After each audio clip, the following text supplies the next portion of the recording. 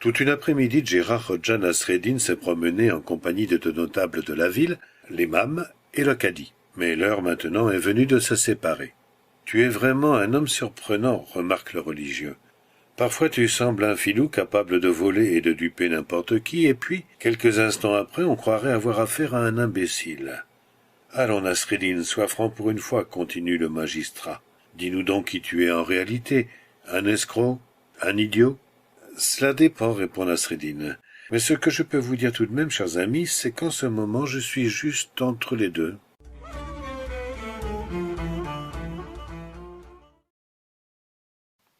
Un jour, un homme voit sortir Nasreddin Hodja de la mosquée en faisant le signe de croix.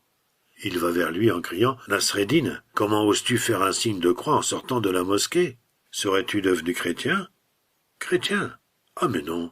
Je réfléchissais en me disant « Djora, utilise ta tête pour savoir comment nourrir ton ventre sans fatiguer ni l'épaule droite ni l'épaule gauche. »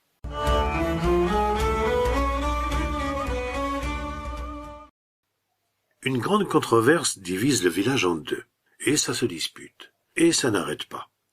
Alors on en appelle à Gérard Hodja Nasreddin pour qu'il résolve le problème. Sa femme l'avertit que cela peut se retourner contre lui, mais conscient de ses responsabilités, Gérard Hodja Nasreddin ne peut pas se dérober. Il va donc à la place du marché, et il fait face aux villageois qui sont réunis en deux clans opposés. Le leader et quelques voix du premier groupe lui crient de s'assurer qu'il avait bien compris leur point de vue. Et, après les avoir écoutés, il leur dit « Vous avez raison ».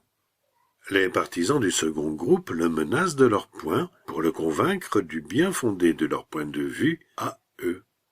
Il les écoute et il leur dit « Vous avez raison aussi ».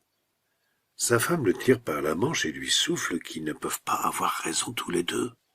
Il la regarde et il lui répond « Tu as raison, toi aussi ».